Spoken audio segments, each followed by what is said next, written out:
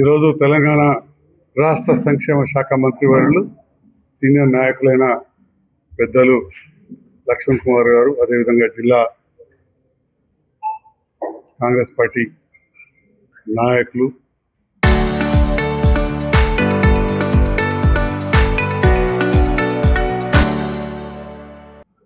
అందరితో కలిసి ఈరోజు ఒక పత్రికా సమావేశాన్ని గౌరవ మంత్రి గారు ఏర్పాటు చేయడం జరిగింది.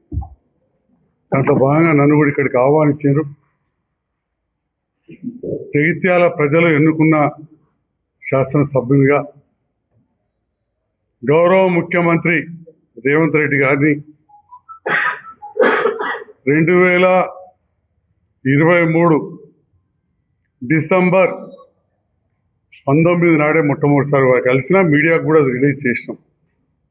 కలిసిన కారణం జగిత్యాల ప్రాంత అభివృద్ధికి తోడ్పడాలని చెప్పి.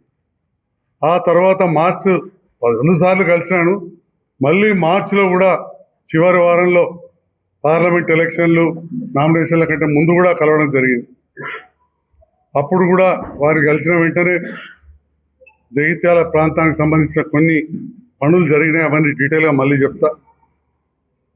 ఈ లోపల ఎలక్షన్లు రావడం, అవుట్ రైట్గా బీఆర్ఎస్ పార్టీ అభ్యర్థికి నేను కూడా కలిసి పనిచేసాను. ఎలక్షన్లు అయిపోయినాయి. రకరకాల రాజకీయ పరిణామాలు ఇక్కడ. మా మున్సిపల్ చైర్మన్ గారు అటే పోయారు, మా ఎంపీపీ గారు పోయారు, సరంగపురం ఎంపీపీ గారు పోయారు, కౌన్సిలర్లు, ఎంపీటీసీ కారుగుర్తు ఎంపీటీసీ అభ్యర్థులు, సర్పంచులు, నాతో ఉన్నవాళ్ళు, ప్రతి వాళ్ళకి ఎన్ని కండువాలు కప్పాలో అన్ని కండువాలు కప్పి మారుస్తూ నన్ను ఆ సందర్భంలో కొంత ఇబ్బంది పడే పరిస్థితి వచ్చింది. అది రాజకీయంగా ఆ సందర్భం. చాలాసార్లు కూడా గౌరవ ముఖ్యమంత్రి గారు నేను కలిసినప్పుడు మంత్రులు ఎంతో ఆప్యాయంగా, లక్ష్మణన్న కూడా మనల్ని అనుకోకుండా అందులో ఏం లేదు, ఒక చోట కలిసిటివి దేవుని చెంత, అప్పుడు కూడా ఆప్యాయంగా మాట్లాడింది. ఇంత ఆప్యాయంగా ఉన్న సందర్భంలో ప్రభుత్వంతో కలిసి పనిచేద్దాం, ప్రజలకు ఎన్నో ఆకాంక్షలు ఉన్నాయని చెప్పి వారితో ఉన్న సందర్భంలో ముఖ్యమంత్రిని నేను కలిసినాను. జూన్ 23 3-4 గంటలు మాట్లాడినాం. తెల్లవారే, అసలు తెల్లవారక ముందు ఏ పత్రికల్లో వచ్చిన వార్త నేను ఇక్కడ స్టేట్మెంట్ ఇవ్వలేదు, ముఖ్యమంత్రి గారు స్టేట్మెంట్ ఇవ్వలేదు. పిసిసి అధ్యక్షుడు మేము జాయిన్ చేసుకున్నట్టు నేను తెల్లవారే ఇక్కడ జీవన్ రెడ్డి గారు కూడా అటు పైనుంచి ఆదేశాలు వచ్చి స్థానికంగా కొంత నాతో అనుబంధం ఉన్నాయని పైనుంచి వచ్చిన ఆదేశాలతోటి దిష్టి బొమ్మగల పెట్టడం, ఇంటి ముందు గొడవ, ఈ రకంగా చేసిన సందర్భంలో ఆటోమేటిక్గా కొంత గ్యాప్ వచ్చింది. ఏది ఏమైనా కానీ జీవన్ రెడ్డి గారు మాట్లాడితే తర్వాత గంగారెడ్డి హత్య గురించి, ఆ తర్వాత జీవన్ రెడ్డి గారిని మన మంత్రి గారు అందరు తీసుకెళ్ళారు. వారికి తగిన ప్రాధాన్యత ఇస్తాం, వారు ఓన్లీ కలిసి పనిచేస్తూ ఉంటుండు, అంతే తప్ప వేరే లేదు, మరి ఆలోచన చేయని చెప్పారు. అయిన తర్వాత గంగారెడ్డి గారి హత్య, అసలు గంగారెడ్డి హత్యకు సంజయ్ కుమార్కి ఎక్కడ సంబంధం ఉందా? అసలు ఆ హత్య చేసిన వ్యక్తి ఆ తెల్లవారి ఇంతకుముందు ఏదైతే చెప్పినో గౌరవ ముఖ్యమంత్రి కలిసి వెళ్ళాలి, ఎమ్మెల్యే రాజీనామా చేయాలని చెప్పి ప్లేకార్డు పట్టుకొని నిలబడ్డాడు. అసలు ఆ పిల్లవాడు వేరే ఇప్పుడున్న బీఆర్ఎస్ నాయకుల ద్వారా ఎప్పుడైనా నా దగ్గరికి వస్తుండే కావచ్చు, గుర్తు కూడా పట్ట, ఎప్పుడైనా వస్తే యూత్ కాబట్టి ఏమైనా సెల్ఫీ దిగిండు కావచ్చు, రాజీనామా చేయాలని అది పోలీస్కి ఫైలింగ్లో కూడా ఉంది, కేసులో కూడా. ఎలాంటి సంబంధం లేకుండా కానీ ఇక మీరు అందరూ కూడా చూసారు. మొన్న రాజీనామా చేసినాడు 2 సంవత్సరాల తర్వాత కూడా మళ్ళీ అదే ప్రస్తావన తీసుకొచ్చి కాబట్టి వాళ్ళు చెప్తా ఉన్నాం. ఇంతటితో కొన్ని విషయాలు ముగిస్తూ మళ్ళీ మాట్లాడదాం. ఏది ఏమైనా కానీ ప్రభుత్వంతో కలిసి పనిచేస్తున్నా. ఇప్పుడున్నది కాంగ్రెస్ ప్రభుత్వం, రేవంత్ రెడ్డి గారి నేతృత్వంలో ప్రభుత్వం. నేను జగిత్యాల ప్రజలను, నాతో ప్రయాణం చేసిన నాయకులను అందరినీ కూడా కోరుతా ఉన్నా, మీరు అభివృద్ధి కోసం కలిసి ఉండండి. నేను ఇక్కడ స్థానికంగా ఉంటా, మిగతా నాయకులు ఇక్కడ వేదిక ముందు ఉన్న ఎంతోమంది నాయకులు ఉన్నారు. మంత్రి గారి అండ ఉంటుంది, పైన ముఖ్యమంత్రి గారి అండ ఉంటుంది. జగిత్యాల ప్రాంత అభివృద్ధి ఈ 2.5 సంవత్సరాలలో మార్పు అనేది ఖచ్చితంగా చూపెడతామని చెప్పి నేను ఈ సందర్భంగా వినవించుకుంటున్నా. గతంలో జరిగిన మార్పులు అంటే ఈ 2 ఏళ్ళు ఏం చేసామంటే ఇదివరకు చెప్పినా మళ్ళీ బ్రీఫ్ చేయడానికి కూడా సమయం ఉన్నది. ఈరోజు మంత్రి గారు మాట్లాడతారు. మళ్ళీ ఒకసారి ఈ మీడియా ద్వారా నేను కోరుతా ఉన్నా, ఏదైతే కొంతమంది మా బీఆర్ఎస్ నాయకులు కావచ్చు, నా మిత్రులు జీవన్ రెడ్డి గారు రాగానే ఆహ్వానిస్తే దాంట్లో భాగస్వాములు అవడం అనేది ఇంత బాధాకరం. వారు మన అప్పుడు మన పార్టీని ఎంత డిస్టర్బ్ చేసిండ్రు, ఎంతమంది మీద 6-7 నెలల కేసులు, రకరకాల అపవాదులు జరిగినాయో అందరికీ కూడా తెలుసు. ఈ విషయాన్ని ఆలోచించాల్సిందిగా నా బీఆర్ఎస్ మిత్రులు నేను కోరుతా ఉన్నా. ఎవరైనా చెప్తే నవ్వుతాడు, మీరు అంతా లోకలోళ్ళు. అది పోయిన సంవత్సరం నిజామాబాద్ రోడ్డు పోయిన సంవత్సరం మొదలుపెట్టాం, సగం మొదలుపెట్టగానే వర్షాలు వచ్చినాయి. ఈసారి అక్కడ వాటర్ పైప్ లైను అవన్నీ డైవర్షన్ ఒక నెల రోజులు వస్తుంది. వాళ్ళు మేము పని మొదలు పెడతాం, ట్రాఫిక్ డైవర్షన్ ఇవ్వని చెప్పి పోలీస్కి ఇచ్చిన లెటర్లు నెల రోజులు ఇచ్చిన అధికారులకు నేను కూడా ఫోన్ చేసి చెప్పిన. ఈ సభ గురించి వాళ్ళు నిర్ణయించింది వారం రోజుల కింద. అయినా వాళ్ళు పెట్టే సభలు ఎందరు పడతారా? ఆ గ్రౌండ్లో 10,000 మంది పడతారు. ఇదే కేటీఆర్ గారు వచ్చినాడు, నేను సభ పెడితే మేమే స్థానికులం, పట్టణ నాయకులం, కార్యకర్తలను ఒక టెలిఫోన్ ఇస్తే అన్నిటి అలా పట్టే జలం ఎంత అసలు? ఏదో ఎక్కడెక్కడి నుంచో డబ్బులు లేవు కదా అని చెప్పి మొత్తం బస్సులో తీసుకొచ్చి ఊరంతా నింపే ప్రయత్నమే తప్ప అసలు అలా పట్టే జలం జగిత్యాల. ఇప్పుడు ఆ బస్ స్టాండ్ ఉంది కదా, బస్ స్టాండ్ ఉన్న 5 వాడకట్లతో నిడుతుంది. ఆ పాత బస్ స్టాండ్లో నిలబడ్డోళ్ళు చాలు, దవాఖానలోకి వెళ్ళి బయటకు వచ్చిన వాళ్ళు చాలు. అది సోమవారం వల్ల సాయంత్రం మార్కెట్లోకి వెళ్ళి వచ్చిన అది సాధిస్తుందా బాబు? 10 నుంచి 12,000 పోలీస్ పర్మిషన్ ఇచ్చింది కూడా 15,000కే. అంతకంటే ఎక్కువైతే అక్కడ స్టాంపేడ్ అవుతుంది. మళ్ళీ కదా మొన్న కదా ఆడొచ్చి మీ విలేకరు కాలువ చేయి ఇరిగినట్టు గదే అవుతుంది అలా పెద్ద ఎత్తున పెడితే. కాబట్టి దాంట్లో ఏం లేదు. హరి గారు, మీ మీడియా ద్వారా చెప్తున్నారు, రాజకీయాలు ఏం లేవు, కావాలని రాజకీయాలు చేస్తున్నారు. అది ప్రజలందరూ, గాంధీనగర్ ప్రజలకు, మంచిరాబాయి ప్రజలకు తెలియదు. ఎప్పటికెళ్ళా కరెంట్ పైన లైన్ షిఫ్ట్ చేస్తున్నారు, ఎప్పటికెళ్ళి నీళ్లు షిఫ్ట్ చేస్తున్నారు. దగ్గర 20 రోజులు అయింది. ఇలా మీ మీడియా మిత్రులు కానీ లేదా ఏ పార్టీ నాయకులైనా ఆల్ పార్టీ కమిటీ వేసి వెళ్ళి అడగండి. మరి అది ఎప్పటి నుంచి ఉంది? ఆ బ్రిడ్జ్ ఏమో కూలిపోయే దశలు మీరు అందరూ ఫోటోలు చూసారు. ఎందుకంటే నిజాం కాలంలో కట్టింది అది, బండకు బండ అతుకు పెట్టి. మరి అంతకుముందు ఇదే డబల్ రోడ్డు అద్వానం కూడా ఎంతమంది చనిపోయారంటే మీకు తెలియదా? నేను ప్రత్యేకంగా రోడ్డు 18 కోట్లు మంజూరు చేయించుకొచ్చిన. కేంద్రమే నిధులు ఎవరికి తెలియదు. కేంద్ర ప్రజాప్రతినిధులకు ఫౌండేషన్ స్టోన్ వేయలే, ఆర్భాటం చేయలే. ఇవాళ అక్కడ దళితుల ప్రాణాలు దక్కినాయండి. మీ అందరు తెలియదా ఎంతమంది దళిత పిల్లలు చనిపోయాడు ఆ రోడ్డు మీద? ఇటుంటుంది అటుంటుంది ఎస్సీ కాలనీ. ఆనాడు మరి రోడ్ల మంత్రిగా తనకు బాధ్యత లేకుండా జీవన్ రెడ్డి గారికి ఒక కరీంనగర్ రోడ్ లేదు, నిజామాబాద్ రోడ్ లేదు, అనంతరం బ్రిడ్జ్ లేదు, లేదా బైపాస్ రోడ్ అంతరంగా బైపాస్ ఎత్తే అది 10 ఏళ్ళు రైల్వే గేట్ పెట్టి అడ్డం ఉండే. ఆ రైల్వే గేట్ కూడా నేను గెలిచిన తర్వాత తీయించిన. మీ అందరు తెలియదా? రోడ్ల మంత్రిగా ఎవరు రోడ్ చేసే బాధ్యత లేకుండానా? ఆడికి 993 మీటర్లు ప్రభుత్వం, అప్పుడున్న ప్రభుత్వంతో కలిసి మాట్లాడి నేను చేసిన. అందుకనే గత ప్రభుత్వాన్ని ఎక్కడ విమర్శిస్తారండి. బరాబర్ ఈ ప్రభుత్వంతో కలిసి పనిచేస్తా, మా అన్న మంత్రి గారితో కలిసి కూడా అందరు ఇక్కడున్న నాయకులతో కలిసి పనిచేస్తాం. అదేవిధంగా నాతో పాటు పనిచేసి నన్ను గెలిపించిన నాయకులను మనం ప్రభుత్వంతో కలిసి పనిచేద్దాం. ప్రతి ప్రజాప్రతినిధికి, ప్రతి నాయకునికి, రాజకీయాల్లో ఉన్న వాళ్ళకు ఏకైక ఆకాంక్ష ఉంటుంది, అభివృద్ధి కావాలనేది. జగిత్యాల నియోజకవర్గాన్ని మిత్రులందరూ కొడుతున్నా, అభివృద్ధిలో కలిసి రండి అని చెప్పి తెలియజేస్తాను. ఈరోజు రేపు కాక ఎల్లుండి బీఆర్ఎస్ పార్టీ సభ. ఎన్నో సంవత్సరాలు కాంగ్రెస్ పార్టీకి నుంచి పనిచేసినటువంటి పెద్దలు జీవన్ రెడ్డి గారి చేరిక. నేను ఎక్కువ మాట్లాడకుండా సూటిగా మీ నుంచి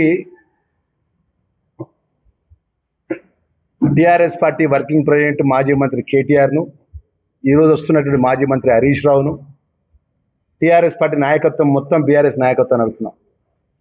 ఎల్లుండి జరగబోయేది బహిరంగ టీఆర్ఎస్ పార్టీ బహిరంగ సభనా, జీవన్ రెడ్డి గారి కాంగ్రెస్ పార్టీ, జీవన్ రెడ్డి గారు ఎంబడినట్టు కాంగ్రెస్ పార్టీ అనుచరుల చేరికనా?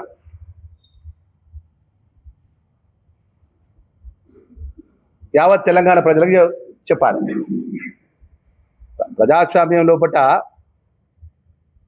ప్రజలతో ఎన్నుకోబడ్డ పార్టీ ఒకటి, ప్రతిపక్ష పార్టీ వాళ్ళు ఉన్నారు. వారు బహిరంగ సభ పెట్టుకోగా మాకు ఎలాంటి అభ్యంతరాలు లేవు. 33 జిల్లాలకు సంబంధించిన 119 సెగ్మెంట్ల టీఆర్ఎస్ బీఆర్ఎస్ నాయకత్వం పిలిపించుకుంటే సభ పెట్టుకోండి, మాకు అభ్యంతరం లేదు. రెండున్నర సంవత్సరాల లోపల మేము చేసినటువంటి మంచి పని చెప్పండి, మేము చేయలేనటువంటి వేరే పని కూడా చెప్పండి, విమర్శించండి. అధికారంలో ఉన్నాం, ప్రతి మాటకు ప్రతి అంశానికి జవాబు చెప్పడానికి సిద్ధంగా ఉన్నాం. కానీ మీరు బీఆర్ఎస్ బహిరంగ సభగా ప్రకటించండి, మాకు సంతోషం ఉంటుంది. ఎందుకంటే ప్రతి నియోజకవర్గానికి బీఆర్ఎస్ పార్టీకి సంబంధించినటువంటి ఎమ్మెల్యేలను మాజీ మంత్రులను ఇన్ఛార్జీలు చేసింది. ఇక్కడ చాలామంది పాత్రికేయులు ఉన్నారు, ఎన్నో సంవత్సరాలు పాత్రికేయ వృత్తిలో పనిచేస్తున్నారు. ఏ ఒక్క పార్టీ మీటింగ్ పెట్టుకోవాలన్నప్పుడు ఒక గొప్పగా ప్రతిష్టాత్మకంగా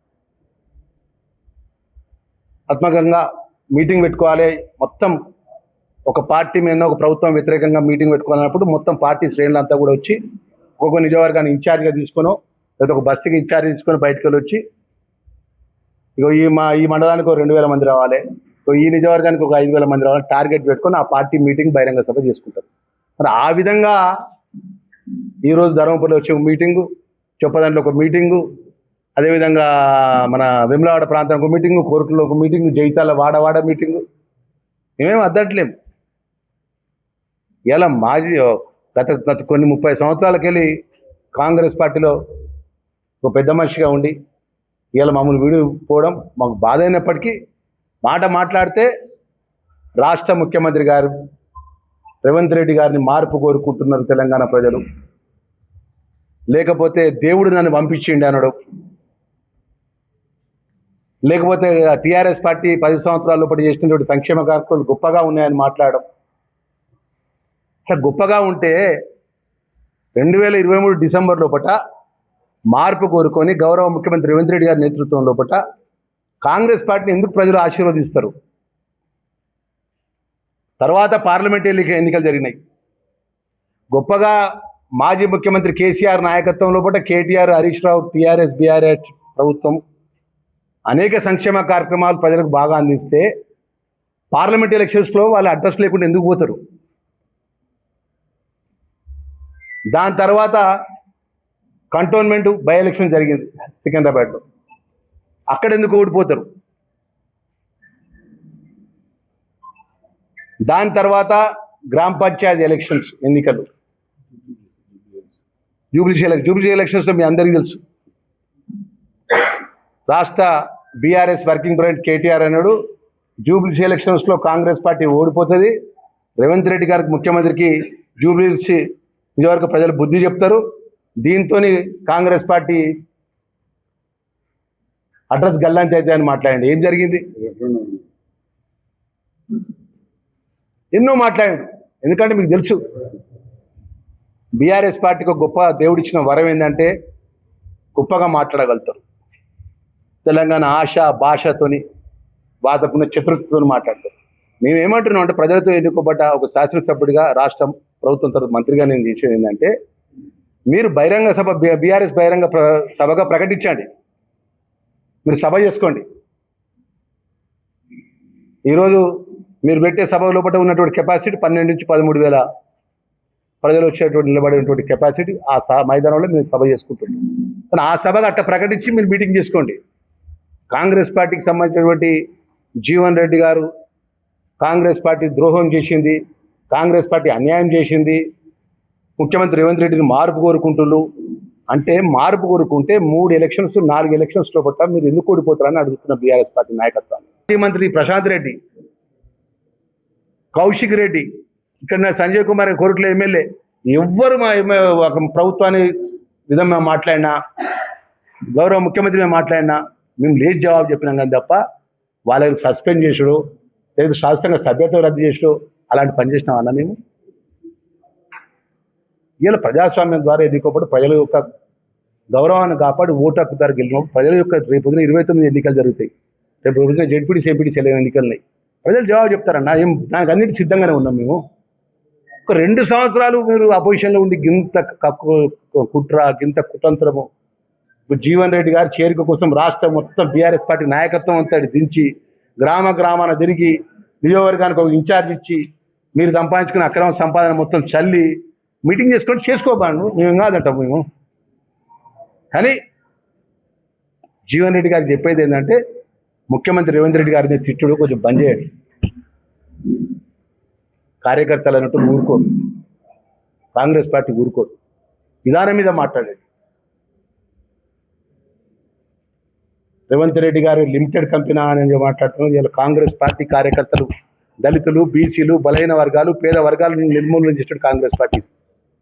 కాంగ్రెస్ పార్టీకి పిసిసి అధ్యక్షునిగా పనిచేసాడు. కాంగ్రెస్ పార్టీ కష్టకాలంలో ఈ రాష్ట్రంలో గ్రామ గ్రామాన ప్రతి ప్రాంతంలో పాదయాత్ర చేసి కాంగ్రెస్ కష్టకాలం ఉన్నప్పుడు ఏదైతే బీఆర్ఎస్ పార్టీ పరిపాలన మాజీ ముఖ్యమంత్రి కేసీఆర్, కేటీఆర్, హరీష్ రావు ఏదైతే సామ్రాజ్యాన్ని ఏదైతే మేమే రాజులో మేమే దుర్లో రాజ్యాన్ని చేసినప్పుడు ఎదిరించి పోరాటం చేసినటువంటి పిసిసి అధ్యక్షునిగా వారి నాయకత్వంలో మీరు పనిచేసిన మేము పనిచేసినాం. ఇదే జీవితాలు పాదయాత్ర కూడా చేసినాం మనందరం కేంద్రం నుంచి.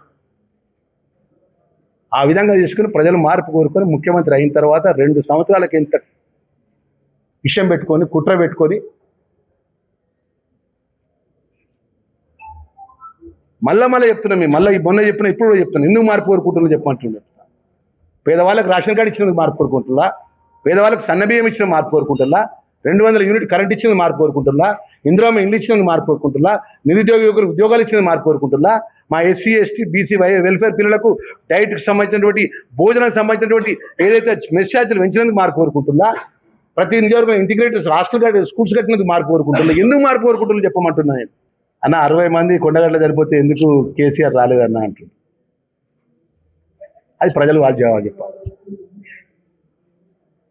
మీటింగ్ స్టార్ట్ కాకముందు ప్రజలకు ఆయన మాజీ ముఖ్యమంత్రి కేసీఆర్ జవాబు చెప్పాలి. మరి ఆయన వస్తాడో రాడు నాకు తెలియదు, వారు వస్తే జవాబు చెప్పాలి. హెలికాప్టర్ మీద వస్తే హెలికాప్టర్ పర్మిషన్ కూడా అడిగితే నేను కలెక్టర్ గారు చెప్పిన వారు ఏ పర్మిషన్ అడిగినా రాష్ట్ర ప్రభుత్వం ద్వారా ఈ జిల్లా మంత్రిగా నేను చెప్తున్నాను, ఎలాంటి పర్మిషన్లు అడిగినా ప్రభుత్వ నిబంధనలకు అనుగుణంగా పర్మిషన్లు ఇవ్వండి, బహిరంగ సభ జరుపుకొనియండి, ప్రజలు అన్నీ గమనిస్తారు. రేపు వాళ్ళు చెప్పే మాటలు వింటారు, వారు చెప్పిన తర్వాత మళ్ళీ మేము చెప్పే మాటలు వింటారు. రేపు 2.5 సంవత్సరాలన్నది 2.5 సంవత్సరాల లోపల మేము ప్రజలకు ఇచ్చిన 6 గ్యారెంటీ పథకాల లోపల మిగిలిపోయిన పనులు మేము చేసి ప్రజల దగ్గరికి పోతాం. ఖచ్చితంగా 2029లో గౌరవ ముఖ్యమంత్రి గారు రెండోసారి రాష్ట్ర ముఖ్యమంత్రిగా 100% ఈ రాష్ట్రంలో ప్రమాణ స్వీకారం చేస్తారు. తెలంగాణ ప్రజల ఆశీర్వాదంతో నమ్మకం. అంత ధైర్యంతో ఎందుకు చెప్తున్నా తెలుసా అన్న, నేను ఓడినా గెలిచిన ప్రజల మధ్యలో ఉన్నా,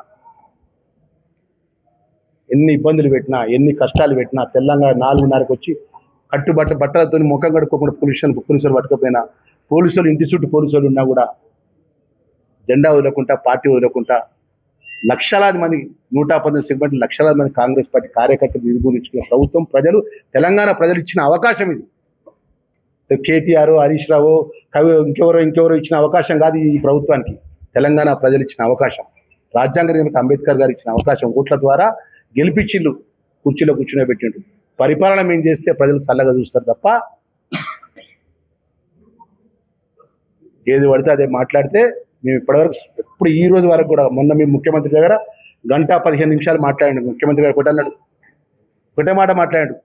జగిత్యాల జిల్లాకు సంబంధించిన అసెంబ్లీ, జగిత్యాల అసెంబ్లీ కానీ జిల్లాకు సంబంధించిన అభివృద్ధి విషయంలో కానీ శాసనసభ్యులుగా సంజయ్ కుమార్ కానీ ఆ ప్రాంత ప్రజలు ఏది కోరుతుంది ఈ ప్రాంత ప్రజలకు అభివృద్ధి విషయంలో మీరు అన్ని విధాలన్నీ అభివృద్ధి చేస్తా అని చెప్పి మా జిల్లా కాంగ్రెస్ అధ్యక్షులు జగిత్యాల ప్రజల పక్షాన్ని అడిగితే వారు మాటిచ్చిండు, నేను జగిత్యాల జిల్లాకు వస్తా అని చెప్పిండు. తాపత్రయం అంతా వెళ్ళి ప్రజలు అనేది ఏదైనా గమనిస్తారండి. మాకేం అభ్యంతరం లేదు. 10 సంవత్సరాలు ప్రతిపక్షంలో ఉన్నాం. ఏదైనా మేము ముచ్చటగా మూడోసారి మీరే అన్నారు కదన్న, మేమే ప్రభుత్వం చేస్తాం, మేమే అధికారంలోకి వస్తాం, మేమే రాజ్యం వెళ్తాం, మేమే మంత్రులం అవుతాం, మేమే మాజీ ముఖ్యమంత్రి కేసీఆర్ అని మీరే అన్నారు కదా. ఏమైంది? మాకు నమ్మకం ఏంటంటే ప్రజలకు సంక్షేమ కార్యక్రమాలు చేసినాం, ప్రజలకు మంచి చేసినాము. ఇలా అప్పులలో రాష్ట్రాన్ని అప్పచెప్పినా మీరు చేసిన అప్పులకు వడ్డీలు కట్టుకుంటా, మీరు చేసిన పాపాలకు ఒక విధంగా ప్రాణాన్ని అడ్డం పెట్టుకొని ప్రభుత్వాన్ని నడిపించుకుంటా ప్రజలకు సంక్షేమ కార్యక్రమం అమలు చేసే విధంగా మేము ఈరోజు ముందుకు పోతున్నాం. కాబట్టి మాకు నమ్మకం, మా నాయకునిగా విశ్వాసం మా ముఖ్యమంత్రి రేవంత్ రెడ్డి గారిపై.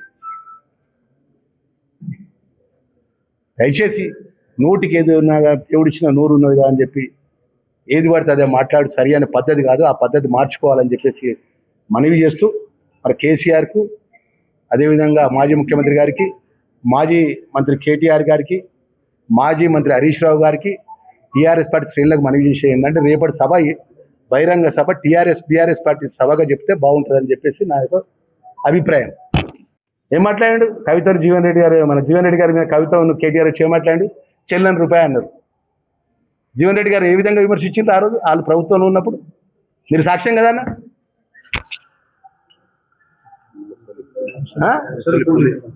ఏదో మనం ఆ మాట మాట్లాడాం అన్న, మేము బ్రతుకున్నంత వరకు మర్యాదతో ఉంటాం. కానీ మా పార్టీని నిలవించిన చెట్టును కొట్టేస్తా, మా రేవంత్ రెడ్డిని పక్కకు పెడతా, లేకపోతే కాంగ్రెస్ పార్టీ ఖతం అయిపోయింది ఇట్లా మాట్లాడితే ఒప్పుకోమన్నా మేము. ఇలా నేను ఇలా పదవిలో ఉన్నానంటే కాంగ్రెస్ పార్టీ జెండా పట్టుకున్న వాటి ఈ పదవిలో ఉన్నాను. నా తలకాయ ఘోషిస్తా అంటే ఏమన్నా 15 సంవత్సరాలు 20 సంవత్సరాల కలిసి మా జీవితాన్ని పరంగా పెట్టుకొని ప్రభుత్వంలోకి వచ్చింది. నాకు ఈ అవకాశం వస్తే ఒక దళితుని ఒక మంత్రి ఇట్లా ప్రభుత్వంలో ఉంటే, జిల్లాలో ఉంటే మా నాయకులు తిడతావు, పార్టీని తిడతావు, దేవుడు పంపించిండు అంటావు, ఎంత బాధ అనిపిస్తుందా? మాకు అదే నీకు రాజ్యసభ ఇస్తాను అంటువా?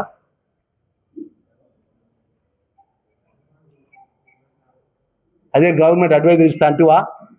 దేవుడు పంపించినని. నాకంటే ముందు మంత్రి పదవి ఇస్తా అంటువా?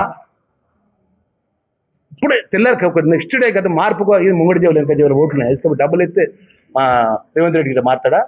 యావత్ తెలంగాణ ప్రజలు అన్ని గమనిస్తారన్న, అన్ని గమనిస్తారన్న. రేపు 29 ఎన్నికల లోపల తెలంగాణ ప్రజలు గౌరవ ముఖ్యమంత్రి రేవంత్ రెడ్డి గారి మంచి చేస్తే చల్లగా చూస్తారు, ఆశీర్వదిస్తారు, దేవుడు ఆశీర్వదిస్తారు, ప్రజలు ఆశీర్వదిస్తారు. మేము 10 సంవత్సరాలు ఆపోజిషన్లో ఉన్నామన్నా. మేము ఎప్పుడు కూడా ఇట్లా ఈ విధంగా దుమ్మెత్తి వేసే విధంగా ఒక పార్టీని ఎదుకాటలు పెట్టే విధంగా ఒక వాళ్ళని తీసుకొచ్చి మా నాయకుడు మేము అపోజిషన్లో పార్టీలు ఉంటే అన్నా మేము నిజంగా బాధాకరం అన్న. మా ఎమ్మెల్యేలను ఏ విధంగా మేము భయపట్టించిందన్న.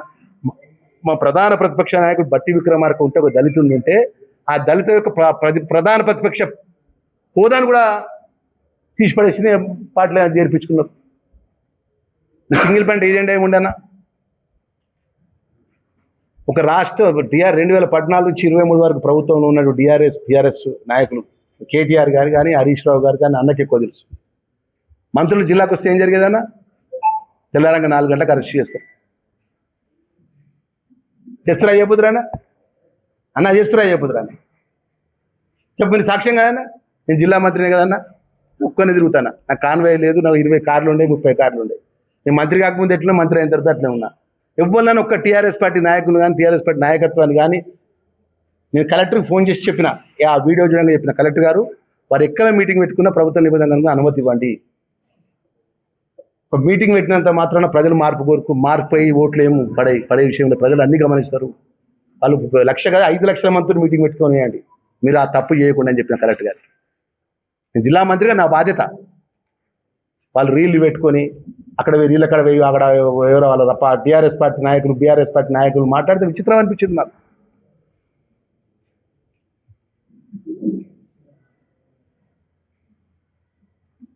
మొత్తం 119 సెగ్మెంట్ బీఆర్ఎస్ పార్టీ నాయకత్వం మొత్తం పిలుచుకొని ఇప్పుడు ధర్మపురి, ఇప్పుడు మీకు తెలుసు కదా, మనం మీకు జీవన్ రెడ్డి గారి ఇంటికి వచ్చింది కేటీఆర్. ఎక్కడి నుంచో మంది బయలుదేరి వచ్చిన వెహికల్ తీసుకొని ఆయన కాన్వాయ్ వచ్చింది తెలుసా? షామీర్పేట కానీ స్టార్ట్ అయింది. షామీర్పేట్, గజ్వెల్, సిద్దిపేట్, కరీంనగర్, చొప్పదండి, గంగాధర, ఇక్కడికి వెళ్ళి అటు జైతల్ ఉమ్మడి కరీంనగర్ జిల్లాకు సంబంధించిన టీఆర్ఎస్ పార్టీ నాయకత్వం మొత్తం వచ్చింది. కౌశిక్ రెడ్డి వచ్చిండు, గంగుల కమలాకర్ వచ్చిండు, చాలామంది వచ్చిండు. అంటే మీ పార్టీ నాయకత్వం, మీ పార్టీ రాని అభ్యంతరం లేదు. కానీ మీరు చెప్పు 10వ 20వ తారీఖు పెట్టే సభ ఏంది? జీవన్ రెడ్డి గారి కాంగ్రెస్ పార్టీ సంవత్సరాలు పనిచేసి జీవన్ రెడ్డి గారిని నష్టం చేసి కాంగ్రెస్ పార్టీ నుంచి బీఆర్ఎస్ పార్టీ చేరుతున్న సభనా మీ బీఆర్ఎస్ సభనా?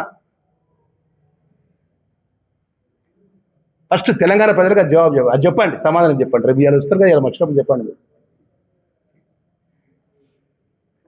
మీరు ఎక్కడ పోయినా బీఆర్ఎస్ వాళ్ళతో మీటింగ్ పెట్టుకుంటున్నా, ఎవరితో మీటింగ్ పెడతాను.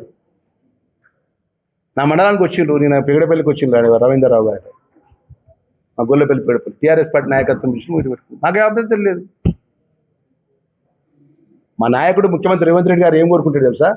ప్రధాన ప్రతిపక్షం ఉండాలి, అధికార పార్టీ ఉండాలి, ప్రధాన ప్రతిపక్షం ప్రశ్నలు వేయాలి, మనం జవాబు చెప్పాలి. ఆ విధంగా ప్రజాస్వామ్య పద్ధతితో పరిపాలించాలి తప్ప మీరు చూడండి, మీరు అసెంబ్లీ లోపల మీరు ఒక్కసారి మీకు మొత్తం దాని సమయాన్ని మొత్తం ఇస్తాను. ప్రధాన ప్రతిపక్షానికి అసెంబ్లీలో మాట్లాడడానికి ఎంత టైం ఇచ్చిందో ఒకసారి మీరు లెక్క అవర్స్తో సహా నేను అసెంబ్లీకి సంబంధించిన మొత్తం టోటల్ మీకు డాటా మేము ముందు పెడతాను. వాళ్ళ అధికారం ఉన్నప్పుడు ప్రధాన ప్రతిపక్ష టైంకి ఎంత టైం ఇచ్చినా ముందు పెడతాను. 119 సెగ్మెంట్లలో ఎవరింటికైనా పీసీసీ అధ్యక్షుడు పోయిండన్నా, ఎవరింటికన్నా ఇద్దరు క్యాబినెట్ మంత్రులు వేయాలా? ఎవరింటికన్నా ఇద్దరు ఎమ్మెల్యేలు, ఒక ఏఐసిసి కేసీ వేణుగోపాల్ అని ఇన్ఛార్జ్ జనరల్ సెక్రటరీ ఉన్నటువంటి డాక్టర్ వంశీచందర్ అనే AICC general secretary, AICC secretary, ఇంతమంది పోయినాం కదా దగ్గరికి. సరే మాదేమో ఇప్పుడు అన్న కాంగ్రెస్ పార్టీ పరంగా 30 సంవత్సరాలు 40 సంవత్సరాలు కాంగ్రెస్ పార్టీతో అనుబంధం ఒక ఇంతమంది వచ్చి మీతో అడిగిన తర్వాత కూడా మీరు మార్పు కోరుకోక కాంగ్రెస్ పార్టీ అన్యాయం చేసింది, కాంగ్రెస్ పార్టీ అన్యాయం చేసింది పోయి పార్టీ నాయకత్వంతో వెళ్ళి ఆల్ ఇండియా కాంగ్రెస్ నుంచి రాష్ట్ర నాయకత్వంతో మీ ఇంటికి వచ్చిండు, మిమ్మల్ని రిక్వెస్ట్ చేసిండు, మిమ్మల్ని మాట్లాడిండు. మీరే అన్నారు మీడియా ముంగట, నాకు మొదటి నుంచి ప్రాణ స్నేహితుడు నాకు కేసీఆర్, నా మొదటి నుంచి ప్రాణ స్నేహితుడు కేటీఆర్, నా మొదటి నుంచి దగ్గర నాకు హరీష్ రావు, మీరే ప్రెస్ పరంగా మాట్లాడతాను కదా, మీరే ప్రకటించింది కదా, మేము కాదు కదా. నా ఈ చెట్టు నీడ ఉన్నా అన్న, నీడను కొట్టేస్తా అంటే ఏం చేయమంటావు అన్న? మాలాంటి సామాన్య కార్యకర్తలు పార్టీని నమ్ముకున్నాం, ప్రభుత్వాన్ని నమ్ముకున్నాం, మంచి చేస్తే మనకు గెలుస్తామని మాకు ధైర్యం ఉండదు. మంచి చేయకపోతే ప్రజలు మమ్మల్ని ఏడబెడతారు, ఆడబెడతారు. ఆ ధైర్యంతో ముందుకు పోతున్నాం కానీ మీలకి విరగిపోయి మాట్లాడతలేం కదా అన్న. 20 కార్లు వేసుకొని టీఆర్ఎస్ రేపు రోడ్డు కనబడుతుంది, అందరిని అరెస్ట్ చేయని మంత్రిని వస్తానా పోలీసులు ఏమన్నా రూ పార్టీలు పెట్టుకున్నావా? అడగండి, మా ఎస్పీ గారిని అడగండి. నేను జిల్లా మంత్రిగా ఎక్కడ తిన్నా రూ పార్టీలు కనబడతానా? ప్రజలు ఓట్లేసినన్నా, ప్రజలు చల్లగా చూస్తూ ఉంటామన్నా, ఆ ధైర్యంతో బతున్నా. ప్రజల ధైర్యమే మా ధైర్యం అన్న. ప్రజలకు మంచి చేసినా కూడా ధైర్యం ఎక్కువ ఉంది కదా మాకు. సరే, ఆ పెద్ద మనిషి విషయంలో పట్ల అఖిల భారత కాంగ్రెస్ పార్టీ ఆ స్థాయి మనిషే కదన్న వారు. జీవన్ రెడ్డి గారు అఖిల భారత స్థాయి నాయకుడు, వారి నాయకత్వంతో వచ్చింది కదా, ఆగచ్చు కదా మీరు. మీకు తెలుసు కదా అన్న, మీ అందరికీ తెలుసు. జీవన్ రెడ్డి గారు ఒక నిర్ణయం తీసుకుంటే నిర్ణయం గద్దే దానికి వేరే ముచ్చట్టుండేది. ఇక ఆ విధంగా నిర్ణయం తీసుకుంటూ పోయిండు. కానీ పోయి టీఆర్ఎస్ పార్టీకి మా బహిరంగ సభ బీఆర్ఎస్ పార్టీ బహిరంగ సభగా ప్రకటిస్తే బాగుంటుంది అనేది నా అభిప్రాయం. నేను చెప్తాను తర్వాత. అంటే అభివృద్ధి జగిత్యాల జిల్లా అసెంబ్లీకి సంబంధించినటువంటి మిగిలిపోయిన పనులు ప్రజలకు ఇచ్చిన మాట ఏదైతే ఈ ప్రాంతాన్ని మేలు చేసే యావా రోడ్ కానీ, ఇంకా అదేవిధంగా అనేక అభివృద్ధి కార్యక్రమాలు కానీ, ధర్మపురికి సంబంధించిన విషయం కానీ, కోరుట్ల కానీ, అదేవిధంగా పార్ట్ ఆఫ్ వెర్నవాడ కానీ, పార్ట్ ఆఫ్ మన చొప్పదండి ఈ ప్రాంత నియోజకవర్గాలకు సంబంధించిన మండలాలకు సంబంధించిన ఇరిగేషన్ కానీ, ఇంకా మిగిలిపోయిన పనులని అన్ని పూర్తి చేసుకొని దానికి ముఖ్యమంత్రి గారు పెద్దగా మేము ఆహ్వానిస్తాం, నాయకత్వం గిట్ట పోయి ఆహ్వానిస్తాం. ఆ విధంగా అభివృద్ధి విషయంలో ముందుకెళ్తాం తప్ప మేము వ్యక్తిగతంగా ఎవరిని మేము విమర్శించడానికి మేము సిద్ధంగా మేము ఒకటే ఈరోజు ప్రెస్ కాన్ఫరెన్స్ పెట్టడానికి బలమైన కారణం ఏంటంటే మొత్తం బీఆర్ఎస్ నాయకత్వం ఇక్కడికి వచ్చి ఉంటుంది కదా. రేపటి సభ జరిగేపోయి బీఆర్ఎస్ సభ బహిరంగ సభనా లేదా జీవన్ రెడ్డి గారి చేరికన, కాంగ్రెస్ పార్టీ జీవన్ రెడ్డి చేరికన అని చెప్పాలి. పంచాయతీ ఎన్నికల్లో కూడా మీరు మాట్లాడింది కదా, స్థానిక ఎన్నికల్లో పెద్ద ఎత్తున మా టీఆర్ఎస్ పార్టీ గెలుస్తుందని మాట్లాడింది కదా. ఇదే కేటీఆర్, ఇదే టీఆర్ఎస్ పార్టీ నాయకత్వం అంతా కూడా. దాని తర్వాత మున్సిపాలిటీ ఎన్నికలు జరిగినాయి. మేము ఏమంటున్నాం అంటే ఈ ప్రజాస్వామ్యం లోపల డాక్టర్ బిఆర్ అంబేద్కర్ గారు రాజ్యాంగపరంగా ప్రజల ఓట్లతో మనం ఎన్నుకో కాబట్టి ప్రజలు ఇచ్చినటువంటి జవాబు ఏ విధంగా ఉన్నది. మరి ఆ విధంగా ఒక బాధ్యత ఉంటే మరి జీవన్ రెడ్డి గారు మాట్లాడితే ఒకటే మాట ఆయన మాట్లాడేది, రేవంత్ రెడ్డి గారు గద్దె తీస్తామంటాడు. ప్రజలు మార్పు కోరుకుంటున్నా అంటున్నారు. రేవంత్ రెడ్డి గారి యొక్క లిమిటెడ్ పార్టీ కాంగ్రెస్ పార్టీ అంటుండ్రు. అలా బాధ అనిపిస్తుంది మాకు. ఎందుకంటే మేము వారితో సన్నిహితంగా ఉన్నాం, కాంగ్రెస్ పార్టీ పరంగా పనిచేసినాము.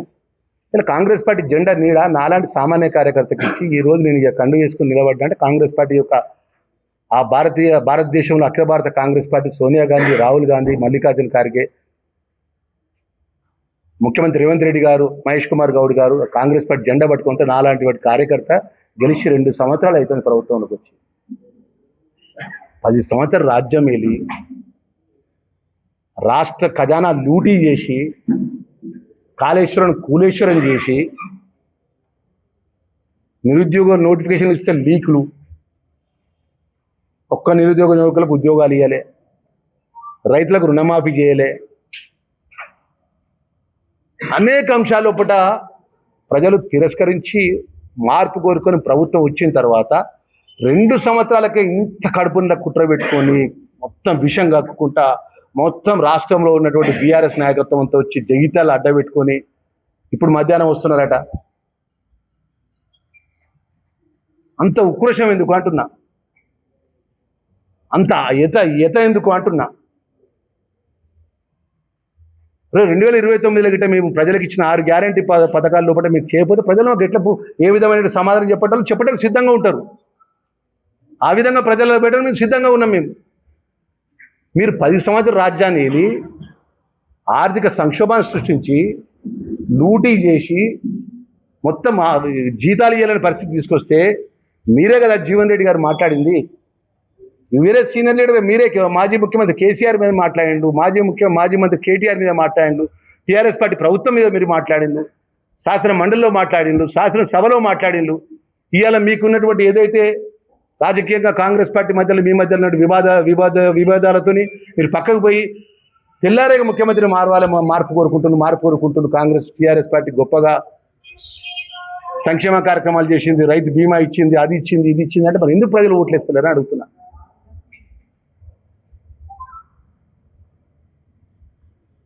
మీరు కాంగ్రెస్ పార్టీ విధానం నచ్చలే, కాంగ్రెస్ పార్టీ నాయకత్వ పరంగా ఇబ్బంది ఉన్నది కావచ్చు, నిర్ణయం తీసుకున్నారు. మేము ఇప్పటివరకు ఇక్కడ వేదిక పైన వాళ్ళందరం కూడా మనం ముఖ్యమంత్రి దగ్గర పోయినప్పుడు కూడా పెద్దలు జీవన్ రెడ్డి గారు అనే మర్యాదగా మాట్లాడాం కాదు, కానీ ఎవ్వరం కూడా ఏకవచనంతో మాట్లాడాం. ఈ వీడియో కూడా మేము ముందు పెడతాం. నాకు బాధ అనిపిస్తుందండి, ఒక చెట్టు కింద ఒక జెండా కింద ప్రభుత్వం తీసుకొచ్చి లక్షలాది మంది కార్యకర్తలు 10 సంవత్సరాలకి వెళ్ళి సఫర్ అయ్యి పనంగా పెట్టి ప్రభుత్వం ప్రజలలో మెప్పించుకొని ప్రభుత్వం తెచ్చుకుంటే 2 సంవత్సరాలకే ప్రభుత్వం కూలిపోవాలి, ప్రభుత్వం రాష్ట్ర ముఖ్యమంత్రి రేవంత్ రెడ్డి గారు సొంత లిమిటెడ్ కంపెనీ అని చెప్పి మాట్లాడుతుంటే ఎవరు ఒప్పుకుంటారండి?